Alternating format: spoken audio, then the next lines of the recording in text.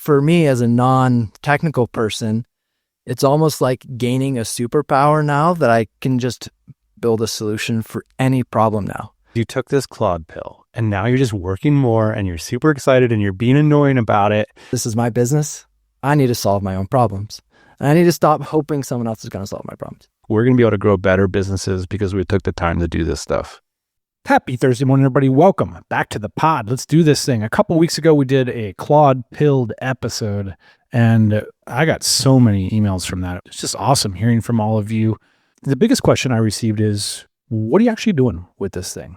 And I feel like there's definitely a bunch of us who are spending all day long learning about this stuff. There's a couple hundred of us going down to Mexico. We're going to be talking a lot about AI down there, and everybody's got their own journey. If you're not into this stuff yet, you're definitely not behind.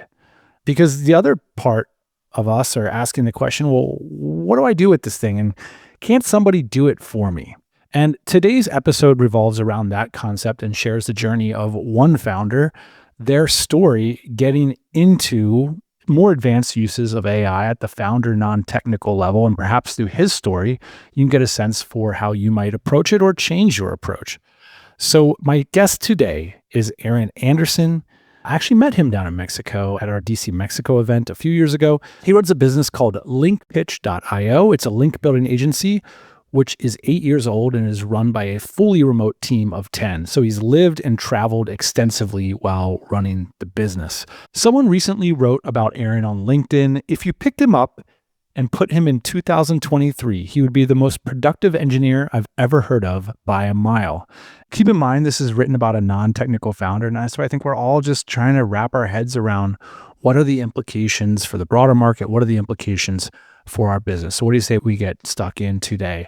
Keep in mind, Aaron had zero technical experience just 10 months ago. So 3 things we'll focus on in this conversation: how Aaron nearly lost $40,000 to an AI agency that promised to transform his business. He's going to tell you exactly what went wrong and what he ended up building himself for almost nothing. The core idea here is a lot of us are looking for implementations either through key staff members or outside agencies. How do we approach this challenge of implementation? Second, he spent weeks failing to build a simple team reporting automation using every no-code tool out there, and Claude Code solved it in an hour. So he's going to walk you through that experience and that moment and what it felt like for him to make that realization and get those answers for his business. Third, he's going to give the answer to that number one email question that we're getting right now, which is, what do I actually do with the thing? And it's simple. For him, it's the next time you're about to hire a VA or delegate a task to someone on your team, stop and ask whether you can automate it instead. He's going to give you a specific example of how he did that in his business. And I think hearing other people's stories who are in progress can help us to get a sense. There does seem to need to be some level of founder engagement here, because we're fundamentally talking about architecture, and whether it's budget or productivity, this stuff can go off the rails pretty quickly, even personally. So it's really interesting to hear from other founders how they're approaching and thinking through these AI aha moments and how they're applying it in their business, in this case, a successful marketing agency. So enjoy my conversation with Aaron and let me know what you think. My email is dan@tropicalmba. We love your emails, and your stories inspire this pod. And if you enjoy this episode, don't forget to head on over to tropicalmba.com and sign up for our email list. I just sent out an email today about the stuff the team and I are working on behind the scenes for listeners, and you'll hear about all of our future updates as well. So that's it for the intro. Let's roll this conversation with Aaron Anderson. Today's episode is brought to you by Bento, the email marketing platform for bootstrappers and marketers that are serious about integrating AI in their marketing efforts. To learn more, head on over to bentonow.com/TMBA. My name is Aaron Anderson, and I run a link building agency. We do cold email outreach for link building. I've been doing it for about 8 years now. I have a team of about 10. What do you think separates you from the folks that might have had trouble getting a digital marketing agency to the scale of making a really good income off of it? Yeah, I think services can be a little challenging, and link building in particular, it's hard to know who to trust. And so I think I've had really good retention by doing what we do really well. And cold outreach, like it's a little challenging because you can never predict exactly what the results are going to be. So I'm taking a lot of the risk of the results on myself. And so it's less risky for the clients that way, because if the outreach isn't successful, I'm not billing them for my lack of success. I'm only billing them for like the links that we build. But I think, what I've been really good at is just being really detail oriented and having a really specific way of doing things. And then the way I built my team, it wasn't the most efficient way to scale because I just found people that had zero experience and then spent a really long time training them. So this is not like grabbing people and plugging them in 15, 30 days. It took a really long time to get them fully kind of up and going.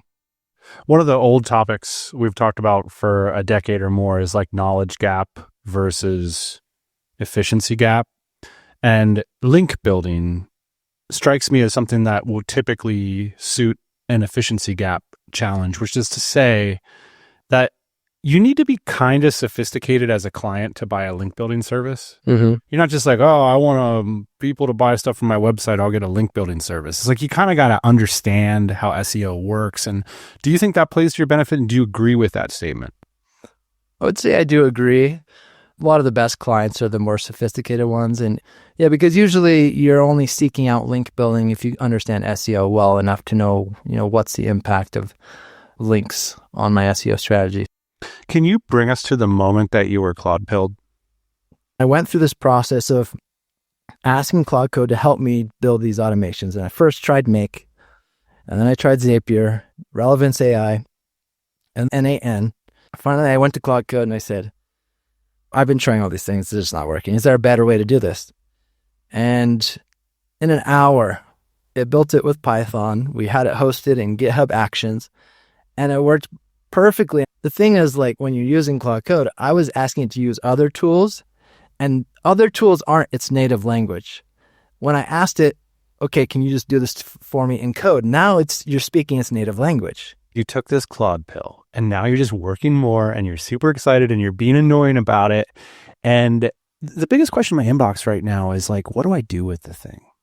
I think there's a lot of people who've maybe opened OpenClaw or they're like using Claude, but they're not using like a VS Code thing or Cursor, or they haven't like dunked themselves into like looking at the code scrolling yet. Mm-hmm. And part of the reason I think is like, oh, I got to learn a new thing. And then they're not exactly sure what they're going to do with it. Maybe you could share with us a mindset around getting over that hump. And then what are some things that you think would be interesting for marketing services entrepreneurs to take a look at? What am I not capable of doing with it is now how I look at it now. Because for me as a non-technical person, it's almost like gaining a superpower now that I can just build a solution for any problem now. And so that's the thing, is just opening your eyes and saying, like, for example, previously we have these reports. It helps us identify what links we've built. So we go and we download reports from Ahrefs, from SEMrush. We have like multiple places we download reports from. And then we analyze these and compare it against our outreach to see if, are there pages we outreached we got links from? Well, we used to download all these reports weekly. Well, now I just created a tool. It opens Playwright. It logs into these tools and it just downloads this on a certain schedule. And every week it's downloading these reports on all these websites automatically.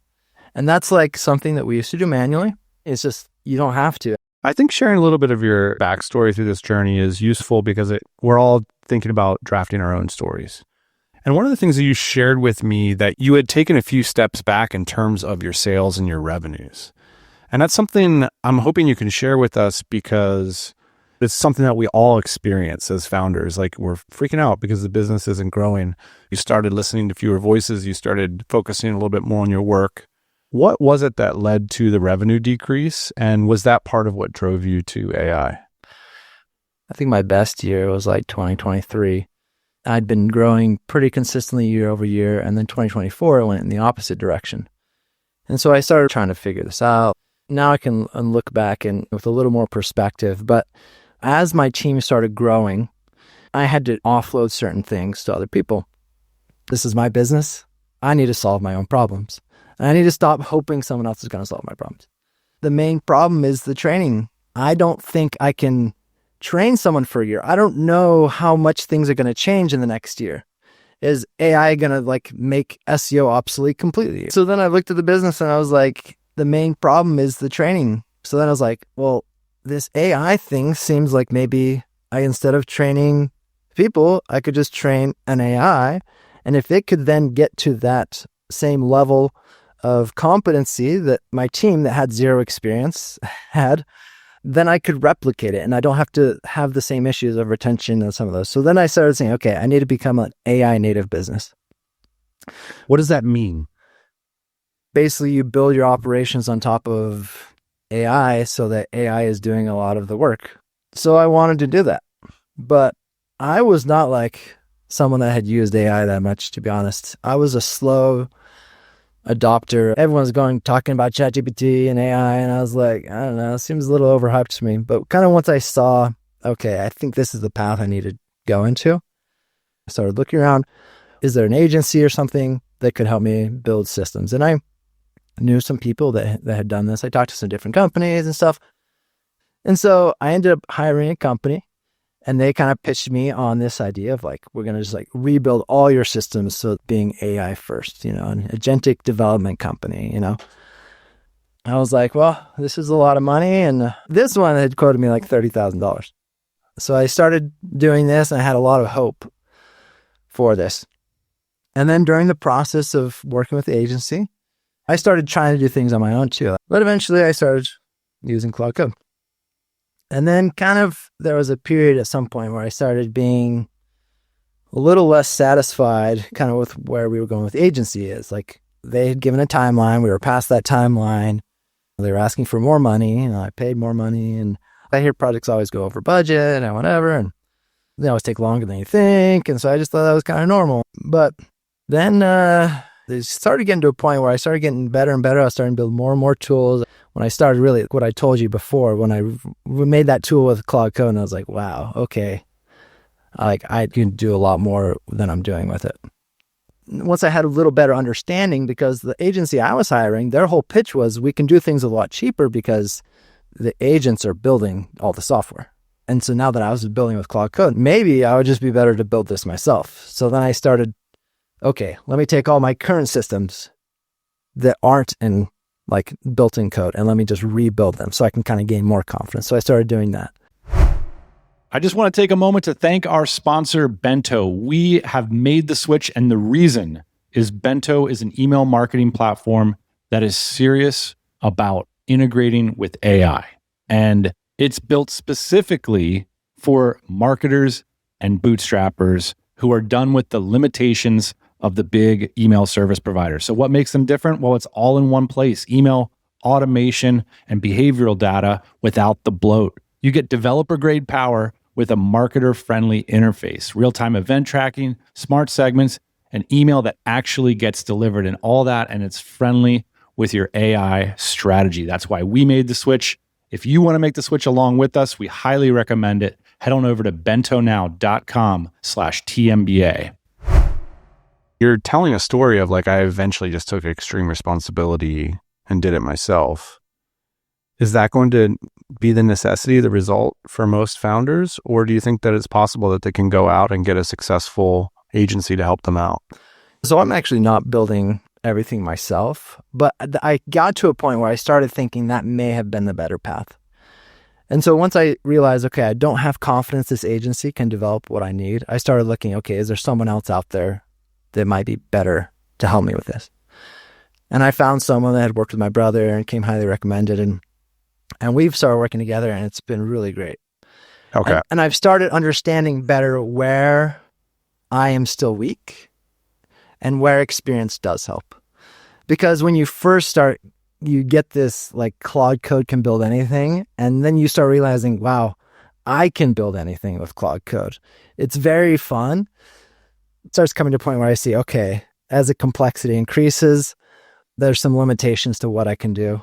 Right. And do it the way I want, because I'm relying on the AI not only to code, but I'm often relying on it to tell me the strategy. And I'm saying, hey, can you help me create the strategy? This is what I want to do. What's the best way to do it? And that can get you very far. But now I have a better understanding.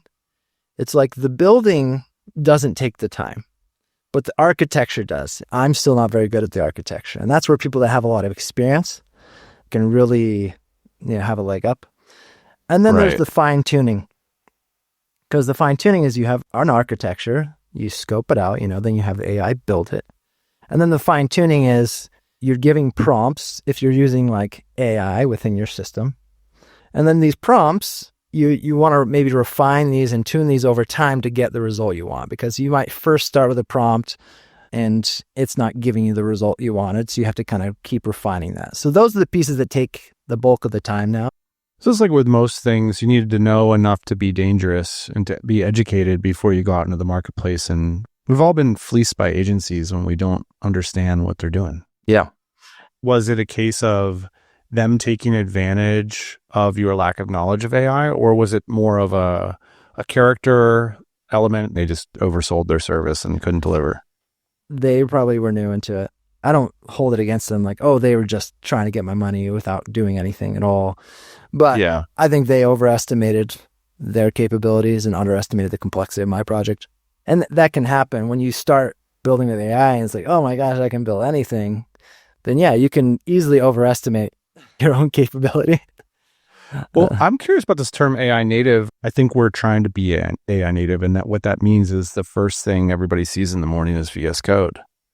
And that when they're looking at landscape of the business, they're doing it vis-a-vis that. And when they create work, it adds to our overall business intelligence repository. So in other words, like all their behaviors, projects, and actions are start and informed by that central, we're calling it our hive. Mm-hmm. It's not just agents. We don't even think in terms of agents. We think in terms of team members. They're all primarily creating ideas, projects, to-do lists, and projects in our hive. And everyone else is aware of what they did when, where the progress is, and what data informed it. Mm-hmm. And then once the project's done, it also lives there. And so it's just kind of fascinating that at any moment I can like query the hive and be like, hey, hive, what happened in the business today? It's just a question of like which direction I point the spotlight. Do you want to know revenue stuff? Do you want to know customer behavior? Do you want to know team behavior? And so that to me is like, I guess what I'm thinking of is AI native right now. Yeah. And that's the thing. It's like for many of us, we've had ideas of things we've wanted to do, but either for cost or effort or whatever, we're like, oh, that seems like too much effort, or I don't know if the cost to build that would be worth it, or whatever it is. But now those things are accessible. Now those solutions are cool ideas.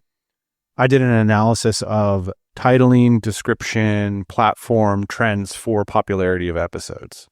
And so now Claude and I are working towards a mutual understanding of like what our listeners really want from this podcast. Yeah. And now when I put your email into Claude, I was like, well, here's another data point. Aaron has a story. I want to talk to Aaron, but now within the total context of every episode we've ever done in the past, what are some ways we could position this conversation, and what are some things that I could ask him? And it's just like all the stuff you were already doing, but now it's just the total intelligence is swarming around. It's a hive. It feels like a hive. It's wild to me. And it's like, dude, don't title Aaron's episode like that because, your audience isn't going to click on it if it's not positioned this way or whatever. It's crazy. There's questions that we could have gotten from the right coach, but maybe we wouldn't have sought it out at all. Or we wouldn't have brought a data analyst in to say, hey, can you analyze? It's not that these solutions weren't available. They just were less accessible. And now your ability to analyze this data is just so much easier. Then now you actually will analyze it and you'll make decisions based on that data because it's accessible. So that's the same way like with building tools, with building software. It's not like you couldn't build, because the thing that when you build these tools, like for me, just building any sort of code, it was fun. But like when you're building software tools, sometimes it's code and sometimes it's calling an LLM and asking the LLM to do things. Like those things, there's a lot of things that now you can build that you couldn't because LLMs can, absorb the context. They can make an analysis. They can make a decision. Things that, people have historically been the ones that we've relied on for those types of things. So that's what's exciting. For the last year, we had done these things, and I think a lot of founders are in this mode where we would like come to our team call And we'd be like, you should really be using AI more. And you're like, here's how X team member used AI. And a lot of the team members were like, yeah, I am using it. So when we went AI native this month, a few days ago, it really changed to there's no option to be like, yeah, I'm using it at this point in our company. It's like you're jockeying prompts or you're not here. And so in your case, you have a team of 10. How are you managing AI adoption? So I don't demand, but I think most people on my team, I've hired people very specifically for something they're really good at, and that is being really attentive to details. And I've trained them to do things a very specific way and to follow that exactly. I've given them very clear instructions and very detailed exactly what I want them to do. And that's worked great. So with my team, sometimes I'll say, instead of having a person analyze your outreach email, have AI use it or whatever. But I haven't pushed the team a lot to adopt AI. I'm looking at this more at a lot of this repetitive stuff that I've always relied on humans. I think eventually will just all be done by AI, and we'll shift humans around based on where we think we can better repurpose them. I do have one team member, and she often has suggestions about like front end things that need change or whatever. So I just put her onto Claude Code and said, just go ahead and just do whatever you want to do. I think a big theme this year is going to be how can you run your business 24/7? What happens when everybody closes their laptops? Does the business improve while you're gone somehow? Because you can imagine it doing so, right? Because if you've pulled in data from the day and you have your goals and your scorecards and the targets you're looking to meet, perhaps there's a daily analysis that happens that then gets delivered back to the team. And it's like, hey, I recommend we change all the outreach this way, the newsletter this way. I recommend we do this way. Do you agree with these changes that we're going to roll them today? I mean, that's within reach for all of us. What do you think is going to change in SEO in 2026? I think of it like driving cars. I feels like 10, 15 years ago when everyone was talking about how self-driving cars is going to like take over and we're going to have no need for drivers and whatever. And now 10 years later, I'm like, yeah, we're still working on self-driving cars, but like it wasn't Armageddon in the time frame that maybe we thought it was going to be. I remember I had this job where I did like wood touch-up. And right after I started doing this job, I noticed wood everywhere. And every scratch on every piece of wood everywhere because I'm fixing scratches of wood. And so sometimes it kind of distorts your perception of reality. And like, is SEO going to change? Yes, it's changing right now. Like I often search things through LLMs now that I used to use SEO before. Do I still search things on Google? Yeah, and that's going to continue to happen. What's it going to look like this year, next year? Yeah, it's hard to say. As far as links are concerned, a lot of LLMs, it's about the placement of mentions, and mentions usually come with links. So it's not that different from like foundational SEO principles, in my opinion. But I don't want to try to predict what the future holds. I just want to try to use the future right now in whatever way I can to better position myself to be ready for that future, because it's hard to predict. That's cool. Aaron, I think your story is going to inspire a lot of founders who may have been on the sidelines to jump right in. Maybe as a final question here, you could give them a sense for what those first few weeks are going to look like and give them some motivation to get through it and to get to the other side. There's so much tinkering. I remember back in the early days of using WordPress and trying to like figure out how to get my own WordPress site and self-host it. And like that just seemed so confusing and difficult. And I remember like calling my hosting company at 10 o'clock at night half the time, trying to like get them to be my technical support, because like who could I turn to? Now, you can just turn to AI and you have a mentor there to teach you anything you want to do. Like I'm working with this developer and he wanted to take the code and push it to the server. And I was like, well, could I do it? And I asked Claude, is there any reason he doesn't want me to do this? And it gave me some reasons. And I said, I sent to him. He's like, oh yeah, it was that reason. He's like, you can try. And then I just did it. And I did it in 30 minutes. And he was like, okay, that would have probably taken me an hour. And it's like, even though he's a developer that's pretty progressive in AI, he still was like, it's crazy that you could do that thing. He's like, because I remember how hard it was to me to get to that level. So that's the thing, is like, we can get places so much faster now than we could before. So you just have to start and you just ask the AI how to get there and it'll just lead you along the way. I mean, that's how you get your start. Later on you can figure out a more holistic approach, but you just ask the AI and it'll give you step by step how to get there. I'm so glad you brought up the WordPress thing, because like when I've been going to these AI meetups, hanging out with DCers and all this kind of stuff, it's exactly what it reminds me of. Because now all of a sudden you got all these non-technical people who are so inspired to get slightly technical because of the promise. And the promise in the old days was like, I'm going to have a website that I can manipulate and I can get content out onto the web and I'm going to grow my business because of it. So I'm going to learn my VPS and my CDN and I'm going to learn all these 3-letter acronyms and figure this shit out. And now I see the same thing here. I'm going to figure out my CLI and I'm going to send it to my repo and I'm going to get it and all this stuff. It just reminds me of that so much. And the promise is similar, which is like, we're going to be able to grow better businesses because we took the time to do this stuff. Very cool. Aaron Anderson, we will link to your site, of course, linkpitch.io. We appreciate you coming by the TMBA podcast and sharing your story with us. Yeah, thanks for having me on. It was fun.